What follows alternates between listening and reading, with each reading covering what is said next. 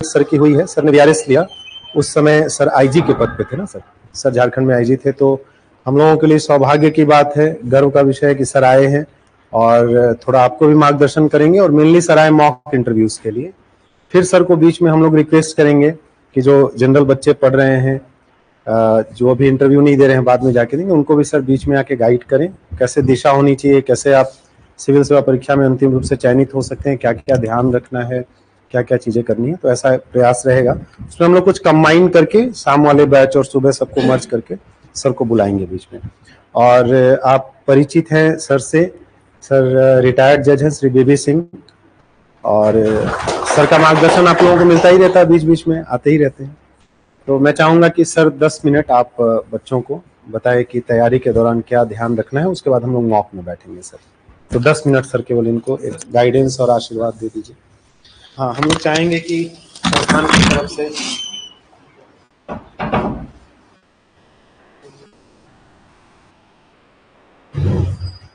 ये एक पौधा सर को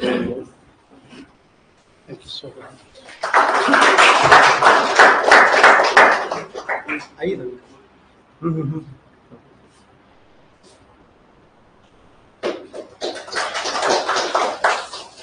और ये अंकल आप सर को नहीं, ये मैं सर को नहीं अरे मैं तो घर है ये। नहीं घर नहीं सर को, ये सर को सर मुझे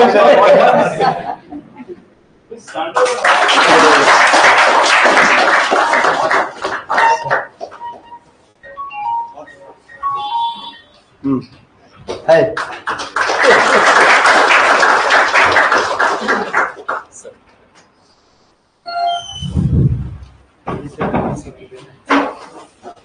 सर ये एक इंटरव्यू की अभी हम लोगों ने बुक पब्लिश की थी गाइडेंस के लिए, तो ये सर हम लोग आपको देना चाहते हैं।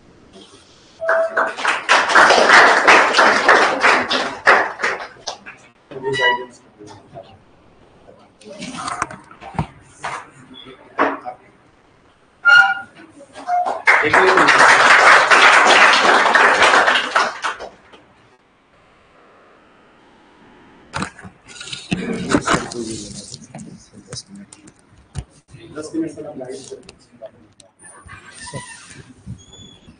जरूरत है इसकी।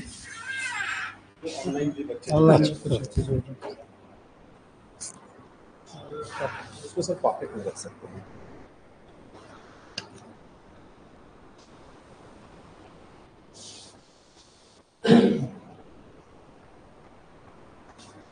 लाइव आप सबको नमस्कार, जोहार। आप लोगों में से कितने लोग रांची के, रांची प्रॉपर और रांची से बाहर के सारे आप लोग? छोटे शहरों से कितने बच्चे हैं? छोटे शहरों मतलब जहां से आपके गुरुजी आते हैं? सारे बड़े शहरों से हैं? धनबाद, जमशेदपुर, रांची, ये बड़े शहर में झारखंड के ना? तो आप लोग सब ऐसे बड़े शहरों से हैं या? अच्छा, सबसे पिछड़ा इलाके से कौन है? कौन महसूस करता है कि मैं सबसे झारखंड के सबसे पिछड़ा इलाके से? अब तो नक्सलवाद खत्म हो रहा है, लेकिन ऐसा इलाका पलामू से कितने हैं? तो लातेहार, पलामू, गढ़वा, चतरा थोड़ा सा डिफिकल्ट इलाका था। बाकी सब भाषा का तो कोई इशू नहीं है, सारे हिंदी भाषी हैं। देखिए, सिविल सर्विसेज में हम लोग बना बनाया सिविल सर्विस लेना चाहते हैं कि जिनको हम ट्रेन करें, 1 साल लगाएं, फिर अफसर बने। उसके बजाय ऐसा चाहिए मटेरियल जो बना बनाया कैसे हो। सिविल सर्विसेज में जो सबसे ज्यादा काम आती है वो बोलने से भी ज्यादा लिखना पढ़ना है ना। तो भाषा पे आपकी कितनी पकड़ है, कोई भी भाषा हो, अंग्रेजी हिंदी दोनों में से। आप प्रॉब्लम को कैसे एनालाइज करते हैं वो समझ हम लोग देखना चाहते हैं, है ना। कि किसी समस्या को देखना और खुद उसको एनालाइज करना कि समस्या को हम अगर सिविल सर्विस में आए तो उस समस्या का समाधान कैसे ढूंढ सकते हैं। और उस समस्या के समाधान में सरकार और आम जनता की भागीदारी क्या होगी, इस पर सोचना। तो ये तो इस तरह के एनालिसिस हम लोग के जमाने में हम लोग तो नहीं करते थे, लेकिन आप लोग जरूर करते होंगे। घर में पानी नहीं आ रहा है, बिजली नहीं आ रही है, तो आप लोग सोचते होंगे ना कि भी क्या इसका अल्टरनेटिव हो सकता है। इन्वर्टर आ जाए, इन्वर्टर भी कितने देर चलेगा, पावर फेल कर रहा है तो क्यों कर रहा है, थोड़ा सोचना कि पावर का जनरेशन कहां से हो रहा है, पावर प्लांट है या हाइडल पावर है, तो अगर पावर प्लांट है तो वहां कोयले की क्या सप्लाई नहीं हो पा रही। ये सोचते हैं आप लोग, सोचते हैं ना इस बारे में, छोटे मोटे समस्याओं को। तो इंटरव्यू में कोशिश हम लोग करते हैं आधा घंटा, 20 मिनट, 25 मिनट, इससे ज्यादा इंटरव्यू नहीं होता है। तो इतने कम समय में आप सोचते होंगे कि कैसे आपको जो वहां बैठे हैं जजेस, वो कैसे गीज कर लेते हैं। तो यही उनका 60-70 साल का अनुभव होता है। जो बैठे होते हैं ना वहां बोर्ड में, बहुत होशियार होते हैं। आपके पिताजी की उम्र के होंगे या उनसे भी ज्यादा उम्र के होंगे, बड़ी दुनिया देखी होती है। कई सिविल सर्विसेज बैकग्राउंड से आए होते हैं, कई एकेडमिक्स से आए होते हैं, तो वो भाप लेते हैं। आप जैसे घुसते हैं बैठते हैं उतने में, डॉक्टरों को कहते हैं ना कि डॉक्टर मरीज को जैसे गुस्सा देख के पहचान लेता है, उसी तरह से वो भी भाप लेते हैं। आप कैसे, आपका अपीयरेंस कैसा, पहले पर्सनल अपीयरेंस, मतलब वो कलर से कोई मतलब नहीं है। आप कितने हैंडसम हैं या कितने खूबसूरत से मतलब नहीं। आपने कपड़े कैसे पहने, कोई जरूरी नहीं। आजकल मैं देख रहा था अभी जेपीसी के पास से आ रहा था, कितना टेम्परेचर है रांची का अभी मैक्सिमम? नहीं, मैक्सिमम 25 से ज्यादा बचे, 31 के करीब है, मिनिमम होगा 25 के करीब। गर्मी है अच्छी। आप लोग सब शर्ट पहन में, कोई ब्लेजर या सूट पहन के तो नहीं आया ना। तो इंटरव्यू में मैंने कई लोगों को देखा सूट पहन के आए हुए, तो बेचारे की क्या हालत हो रही होगी बाहर इंतजार करते करते। तो वो कोई जरूरी नहीं है कि आप सूट पहन के जाइए, आप पैंट शर्ट भी पहन लीजिए, तो वो भी शर्ट टक इन किया हो, जूते पहने हो, हवाई चप्पल पहन के, एक अपीयरेंस थोड़ा डिसेंट होना चाहिए। आप अंदर घुसे, जैसे बैठे, आपने विश किया सबको, है ना। विश करने का भी तरीका होता है। वहां कितने मेंबर्स हैं आजकल, अभी पता है आपको? बोर्ड में 3 हैं करीब, है ना। हाँ, नॉर्मली 4 से 5 होते हैं, लेकिन अब मैं पूछ रहा था अरुण जी से, तो बता रहे थे कि 3 के करीब है। तो सब लोगों को विश करना है ना, गुड मॉर्निंग, हिंदी में भी, अंग्रेजी में। और तब तक नहीं बैठिए जब तक कहा नहीं जाए, है ना। कुर्सी देके सीधा बैठ नहीं जाइए, खड़े होकर नमस्कार किया, आपने बोलेंगे प्लीज सिट डाउन, बैठेंगे। उसके बाद आपकी इंफॉर्मेशन उनके पास होती है। आप जब फॉर्म भरते हैं जेपीएससी का, तो उसमें आपने बहुत सारा इंफॉर्मेशन अपना दिया होता है। कहाँ के रहने वाले हैं, कहाँ से आपने स्कूलिंग किया, कहाँ से ग्रेजुएशन किया, कितने परसेंटेज मार्क्स हैं, रहने वाले कहाँ के हैं, या अगर कोई नौकरी की है तो कहाँ नौकरी की है, कितने साल नौकरी किया है, सब्जेक्ट्स आपके क्या क्या थे, हॉबी क्या है आपका। वो इंफॉर्मेशन बेसिक इंफॉर्मेशन है जिससे बोर्ड आपसे बातचीत शुरू करता है। वो सीधा कोई बड़ा क्वेश्चन शुरू नहीं कर देता है कि कोई फलाने थ्योरी पे बात कीजिए। कोशिश करता है बोर्ड कि आप थोड़ा कंफर्टेबल हो जाए। थोड़ा सा टेंस तो होता ही है, टेंस रहते ही है कैंडिडेट, तो कोशिश करते हैं जो अच्छा बोर्ड होता है, और मुझे उम्मीद है जेपीसी का ऐसा ही होगा। सिविल सर्विसेज में हम लोग को जो बोर्ड मिला था वो तो शुरू में देख लेते थे, उनको पता रहता था कि छोटे शहर से आया है, अंग्रेजी हिंदी की प्रॉब्लम होगी, तो बड़ा कंफर्ट माहौल कर देता था बातचीत करके कि कहाँ के रहने वाले हो, कैसी बारिश हो रही है, घर में मम्मी क्या करती हैं, पापा क्या करते हैं, इस तरह का बात करके वो आपको कंफर्ट लेवल पे ले आता है। उसके बाद फिर आपका जो आपने जो इंफॉर्मेशन दिया था उसी से उन्होंने सवाल करना होता है। इसलिए आपने जो लिख के दिया होता है, आपके पास है उसकी कॉपी ना, है, उसको दोबारा एक बार पढ़ लीजिएगा। आप जहां के रहने वाले हैं, लातेहार के मान लीजिए रहने वाले हैं, लातेहार मतलब कोई भी बोर्ड का जो बैठा होगा उसके दिमाग में लातेहार से क्या चीज समझ में आएगी? लातेहार मतलब नक्सलवाद। नक्सलवाद, तो नक्सलवाद के बारे में जरूर पूछेगा आपसे। आप मान लीजिए धनबाद से आए हैं, झरिया, बोकारो, रामगढ़ से आए हैं, तो पहला चीज क्या दिमाग में उनके आएगा? कोयलांचल है, कोयला से, उससे रिलेटेड कोयला, पावर, माफिया, कोयला से रिलेटेड माफिया। आप बड़े शहरों से, धनबाद, जमशेदपुर से हैं, तो जमशेदपुर से हैं तो नचली पहला चीज क्या दिमाग में आएगा? टाटा स्टील। तो वो अपने शहर के बारे में, अपने स्टेट के बारे में तो जानकारी होनी चाहिए, अपने शहर के बारे में जरूर जानकारी होनी चाहिए। आप मान लीजिए आप कहीं कोई नौकरी कर रहे थे, आप में से कितने लोग मेडिकल या इंजीनियरिंग बैकग्राउंड के हैं? यार इंजीनियरिंग बैकग्राउंड है? कहां से किया इंजीनियरिंग आपने? कलिंगा से। तो बैठे, तो आपने जहां नौकरी किया है, मान लीजिए कहीं आपने फर्ज कीजिए कलिंगा से उन्होंने इंजीनियरिंग किया और ये सर्व कर रहे थे, कहीं नौकरी किया है आपने? तो या कहीं अगर नौकरी कर रहे होंगे या कहीं इंटर्नशिप कर रहे होंगे तो उसके बारे में जानकारी, मान लीजिए आप रांची में सीसीएल में अगर काम कर रहे थे तो सीसीएल के बारे में जरूर पूछना चाहेंगे आपसे, ठीक है? आपने अपने पेरेंट्स के बारे में दिया होगा कि पिताजी क्या करते हैं। आप में से कितनों के फादर और मदर खेती से जुड़े, खेती बाड़ी करते हैं? तो खेती बाड़ी के बारे में आपसे जरूर पूछेंगे, है ना, कि आपके इलाके की क्या फसल होती है,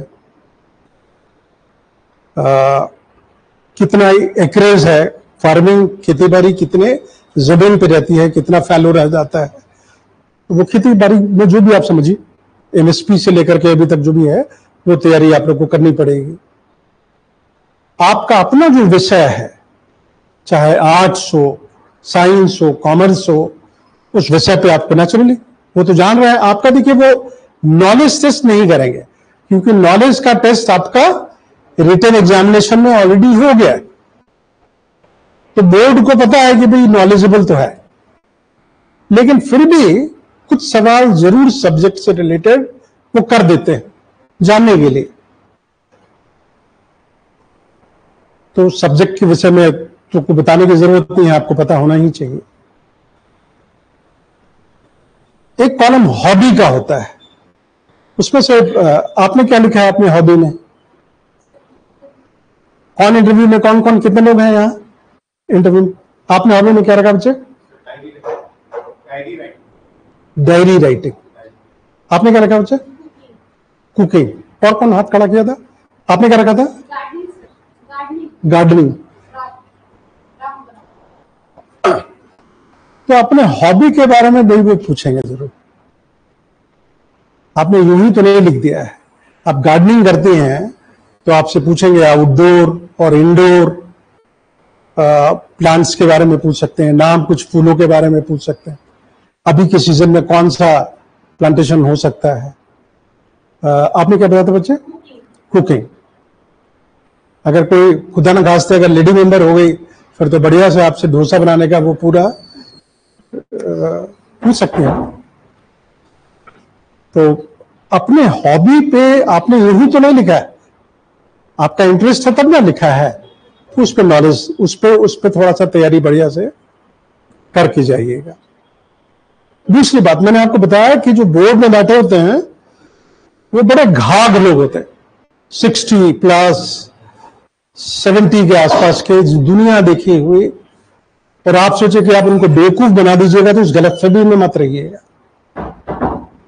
और ऐसा भी नहीं है कि वहां से आप इस तरह का कैलकुलेशन नहीं होता कि 10 सवाल पूछे गए उसमें से हमने 5 का जवाब दिया तो 50% मेरा आएगा, ऐसा नहीं होता।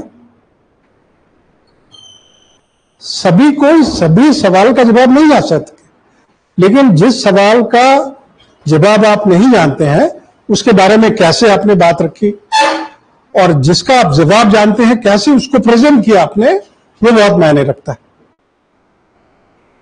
ठीक है ना? और झूठ तो बिल्कुल नहीं बोलना है, गप नहीं माना है, और गेस वर्क नहीं होता है इंटरव्यू में। सर मुझे लगता है ये आंसर ना, भूल के भी ये गलती नहीं करना।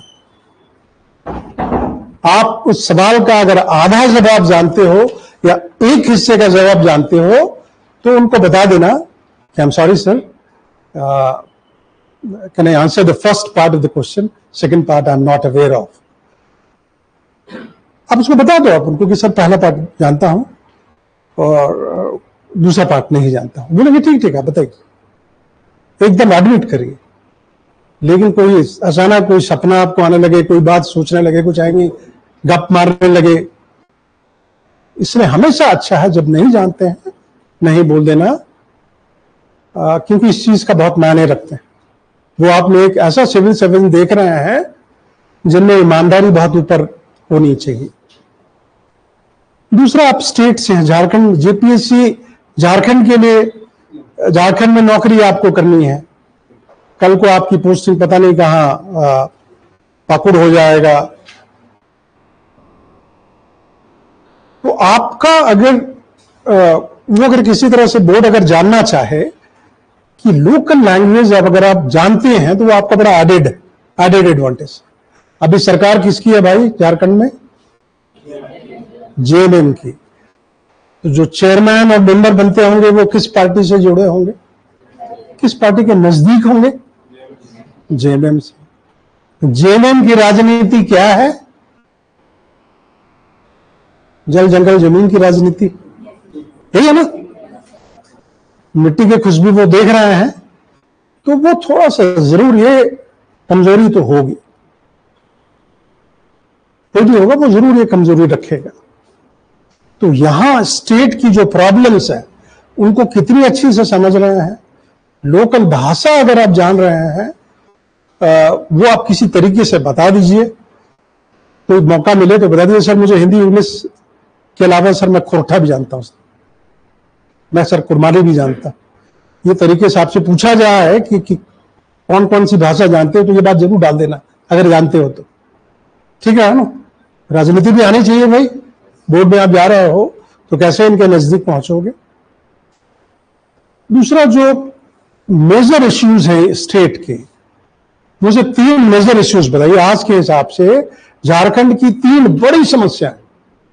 आप एक सिविल सर्वेंट के रूप में जवाब दीजिएगा, अगर आप आईएएस हैं, डीसी होते, कमिश्नर होते, तो 3 बड़ी समस्याएं में से पहली समस्या आपको क्या लगता है जी? नहीं, पहली समस्या की बात करो बेटा। जल तो पानी की भी, ड्रिंकिंग वाटर की समस्या हो सकती है, लैंड का इश्यू हो सकता है, लेकिन कोई एक पहला समस्या रोजगार हो सकता है। रोजगार हो सकता है ना, तभी ना पलायन होता है यहां से। पढ़ लिख के आपके जैसे बहुत बच्चे, एक तो आप एडमिशन के लिए इंजीनियरिंग और मेडिकल कॉलेज के लिए कहां जाना पड़ता है? बाहर जाते हैं मणिपाल, मां बाप से ढेर पैसा खर्च करवाते हैं। तो रोजगार एक बड़ी समस्या है ना। तो रोजगार, आपके हिसाब से रोजगार का समस्या का समाधान क्या क्या हो सकता है? आप क्या सोचिए, कैसे आप रोजगार बच्चों को देंगे जिससे पलायन रुके? कैसा जी? आवाज नहीं आई बेटा। स्किल डेवलपमेंट का ट्रेनिंग बोर्ड, बहुत बढ़िया, स्किल डेवलपमेंट कराइएगा। और आपने मैंने पूछा कि आपके पिताजी या माँ बाप किस क्षेत्र से जुड़े हैं, तो आपने सबसे ज्यादा क्या जवाब दिया? खेती बाड़ी। सबके पास कुछ ना कुछ थोड़ी जमीन है। झारखंड में ठीक है पानी की दिक्कत है, लेकिन झारखंड में कई ऐसे इलाके हैं। आप में से कितने लोग बेड़ो गए? बेड़ो का नाम सुना? नगरी का नाम सुना? नाम सुना। ये रांची के आसपास का ग्रामीण इलाका है। यहां के किसान सब्जी बहुत बड़े पैमाने पे उगाते हैं सब्जी। और कलकत्ता में आप कभी जाइएगा सब्जी के मार्केट में, किसी भी कलकत्ता में, तो वहां लोग चिल्लाते मिलेंगे बेड़ो का आलू, बेड़ो का आलू, मतलब बेड़ो का आलू जाता है कलकत्ता। तो वहां के लोग, यहां तो नहरों की दिक्कत है झारखंड में, टेरेन ऐसा है नहर बन नहीं सकता, लेकिन वो कुआं से पानी पटा के सब्जी की जबरदस्त खेती कर रहे हैं बेड़ो और नकली को, और खूब पैसा मिल रहा है। तो खेती पे आप तवज्जो अगर देंगे, ये तो सब्जी की सिर्फ बात की मैंने, खेती तो बहुत कुछ कर सकते हैं, तो उससे एक बहुत बड़ा तबका जो लोग बाहर जाना चाहता है वो खेत से जुड़ेगा ना।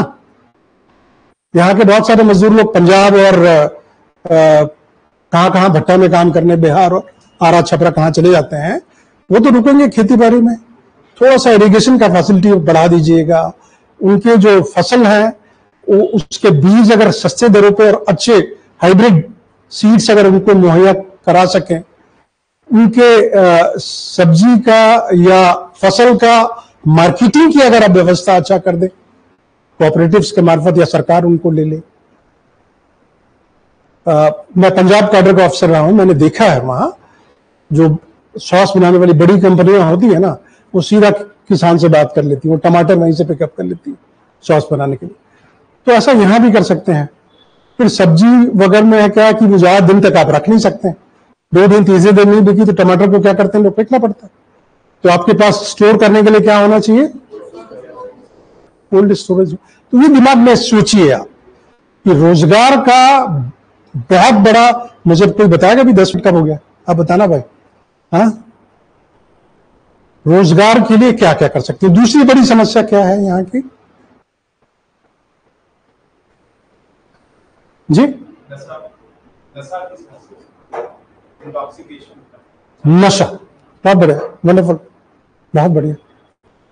तो नशा दूर करने के लिए क्या दिमाग में है आपके, बात के बताओ, कोई बात क्या क्या क्या करना चाहूंगा, एनीवन।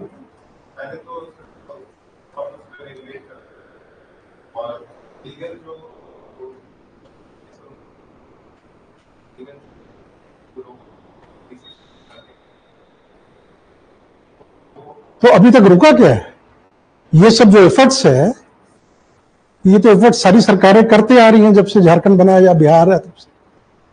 एनफोर्समेंट होता है, एनफोर्समेंट है यहाँ पे, एक्साइज डिपार्टमेंट है यहाँ पे कंट्रोल करने के लिए कि शराब देसी या चुल्लू वाला शराब ना बने।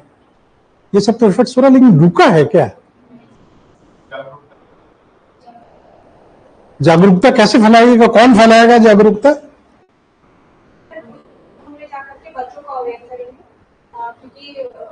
अगर नशा का बात करें तो जो बच्चे हैं वो नासमझ होते हैं, तो वो लोग नशे में ज्यादा इन्वॉल्व होते हैं, और अगर बच्चों को समझाएंगे तो वो अपने घर में बड़ों को भी समझा पाएंगे। एग्जैक्टली, ये बहुत बढ़िया, बहुत बहुत अच्छा। माँ बाप को तो एक्साइज डिपार्टमेंट, पुलिस भी नहीं समझा पाया। एक बार जेल उसका भेजिए, उसका वो हांडी तोड़ दीजिए, जेल जाएगा, हफ्ता दिन रहेगा, वापस आएगा, फिर क्या करेगा। या अगर वो जेल में है तो उसकी वाइफ क्या करेगी, उसको वकील को पैसा देने के लिए वही करेगी, वही करेगी। तो या तो उसको अगर हम ऑल्टरनेटिव रोजगार की अगर व्यवस्था अगर करा सके तभी ना उधर नहीं जाएगा। सोशल सैंक्शन अगर किया जाए, गांव में लोग सामाजिक तौर पर बहिष्कार अगर करने लगे, तो बहिष्कार तब करेंगे जब उसके पास पैसा है, तब भी बनाए, तब तो गलत बात है। लेकिन पैसा नहीं है तो थोड़ा दिक्कत हो जाता है। तो जागरूकता वाला जो आप बता रहे हैं ना, बच्चों को अगर हम समझाएं और वो बच्चे अगर माँ बाप को क्वेश्चन करें कि आप शराब बनाते हैं, शराब बेचते हैं, गुंडा बदमाश रोज शाम को मवाली करते रहते हैं, मैं नन्ही से जान, मेरे साथ कुछ हो गया तो आप कुछ कर पाएंगे। किसी बाप के पास जवाब होगा इसका, किसी माँ के पास जवाब होगा नहीं होगा। तो ये जो बच्चे जब माँ बाप को सवाल करेंगे, क्वेश्चन करेंगे, तो ये बहुत बड़ा रुकावट हो सकता है। कार्य नहीं, सोचने की बात। तीसरी बड़ी समस्या आपको क्या लगता है। हाँ, एजुकेशन। नक्सल तो आप कुछ बोल नहीं रहे हो झारखंड पे, भाई हम छत्तीसगढ़ नहीं है कि रोज 30-40 नक्सल को मार रहे हैं, ऐसा नहीं है, उस स्टेज पे नहीं पहुंचे। झारखंड में भी नक्सलिज्म जिंदा है कि नहीं है, कम हो गया है। कम कैसे हो गया है, क्योंकि घटनाएं नहीं हो रही, उससे पता चलता है, लेकिन अभी भी है। अगर नक्सलवाद मान लीजिए खत्म हो जाता है तो झारखंड में आपके एसेट्स में से एक बड़ा एसेट क्या है, जंगल और पहाड़ और नदियां और वाटरफॉल्स, जो कि टूरिस्ट डेस्टिनेशन बन सकते हैं। टूरिज्म एक बहुत बड़ा रोजगार दे सकता है कि नहीं दे सकता। पहलगाम जाना बंद हो गया, वहां तो लोग भूखे मर रहे हैं। वो खच्चर चलाने वाले, उनके होटल और चाय की दुकान, उनकी टैक्सी ड्राइवर्स, भूखे मर रहे हैं ना। अभी प्रॉस्पेरिटी भी पहलगाम में टूरिज्म की वजह से। तो हमारे यहां भी वैसे जो लोग लातेहार और पलामू और सब बहुत जगह नौकरी किए हैं, हजारीबाग में, आप कहीं एक बार राज्य निकल जाओ यहां से, आपको टूरिज्म के पॉइंट ऑफ व्यू से, पिकनिक करने के हिसाब से अथाह जगह है ना। लेकिन जंगल पहाड़ में आप गए और वहां को लूट ले, मान लीजिए नक्सल नहीं भी लूटेगा तो नक्सल के डर से क्या होता है कि पुलिस जाती नहीं है वहां। 4-5 की संख्या में पुलिस हो तो वो जंगल में जाती नहीं है, क्योंकि उनका हथियार लूट लेगा नक्सल। उसके वजह से छोटे छोटे क्रिमिनल्स वहां पनपने लगते हैं। नेतरहाट का नाम सुना आपने? इतना बड़ा डेस्टिनेशन होता था टूरिज्म का, फिल्म इंडस्ट्री के लिए, ईस्टर्न इंडिया के लिए। कैलकाटा से बड़े बड़े फिल्म के डायरेक्टर्स, आप नाम किसी का भी ले लो, वो आते थे नेतरहाट में शूटिंग करने के लिए, महुआ डार शूटिंग करने के लिए। वो आना उन्होंने क्यों बंद कर दिया? नक्सलिज्म की वजह से, लॉ एंड ऑर्डर की वजह से। तो अगर नक्सलिज्म पे कंट्रोल हो जाए, लॉ एंड ऑर्डर पे कंट्रोल हो जाए, तो इतने जो जंगल पहाड़ है वो सारे क्या बन जाएंगे? इजीली एक्सेसिबल टूरिस्ट डेस्टिनेशंस, जिससे कितना रोजगार बढ़ेगा। तो मेरे ख्याल से काफी हो गए, 10 मिनट ज्यादा बात कर लिया मैंने।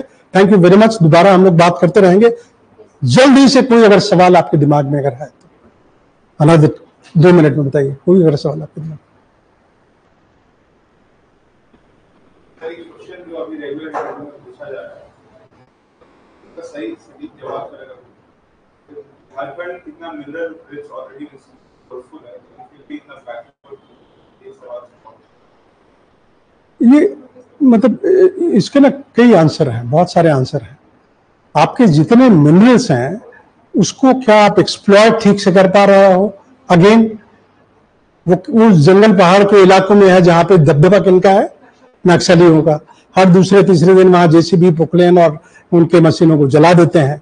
अब नक्सल खत्म हो रहा है तो नक्सल पे कभी दोबारा बात करूंगा मैं, मौका मिले, क्योंकि नक्सलवाद कम हो गया है, लेकिन उनकी जगह नक्सल की जगह दूसरे क्रिमिनल्स ने ले लिया है ना। 10 लोग मिलके 5 हथियार जोड़ के टीपीसी, जेएसपीसी, जन संघर्ष मुक्ति मोर्चा ने नाम सुना है ना आपने? ये अलग अलग इलाके में उनको पता है सबसे ज्यादा उनको नक्सल में रहने का क्या इंटरेस्ट है, लेवी। तो ये जो जहां माइनिंग होता है वो इलाका लॉ एंड ऑर्डर से बड़ा प्रभावित इलाका है। तो इसलिए लॉ एंड ऑर्डर और नक्सल पे काबू हो तो फिर माइनर्स, जितने मिनरल्स आपके पास है उसको आप थोड़ी एक्सप्लॉइट कर सकते हैं, पहला। दूसरी बात, किसी का भी वैल्यू बढ़ना चाहिए। आप कोयला अगर यहां से हम बाहर बेचें और उस कोयले को हम लोग अपना पावर प्लांट यहां बनाए और पावर अगर हम लोग सप्लाई करें बेचे, दोनों में फर्क है कि नहीं? किसमें फायदा है? ज्यादा पैसा किसमें है? पावर प्लांट में। पावर प्लांट आपके पास बॉक्साइट, लोहरदगा की जानकारी है? लोहरदगा वहां बगड़ू माइन से बॉक्साइट मिलता है। बॉक्साइट से क्या बनता है? एल्यूमिनियम बनता है। हमारे यहां बॉक्साइट निकाल के यहां से भेज दिया जाता है रेणुकूट। रेणुकूट का आगे उत्तर प्रदेश। यहां से बॉक्साइट हमारे यहां से निकलता है, ट्रेन ट्रक में लोड करके रेणुकूट भेज देता है और वहां फैक्ट्री में बिरला वहां से क्या बनाते हैं? एल्यूमिनियम। वो एल्यूमिनियम की फैक्ट्री मुरी में हमारे यहां झारखंड में क्यों नहीं लगनी चाहिए जहां से आप निकालते हैं? वैल्यू एडिशन नाम सुना आपने? तो मिनरल्स का आप वैल्यू एडिशन करोगे तो पैसा ज्यादा मिलेगा ना भाई। हमेशा आप केंद्र सरकार को बोलते रहिएगा हमारा पैसा बढ़ाइए, कोयले का, लोहे का, मैंगनीज का पैसा बढ़ाते रहिए, कितना बढ़ेगा आखिर? और कोई सवाल? थोड़ा आंसर जवाब लंबा होता है, मैं समय बचा रहा हूं। और कोई?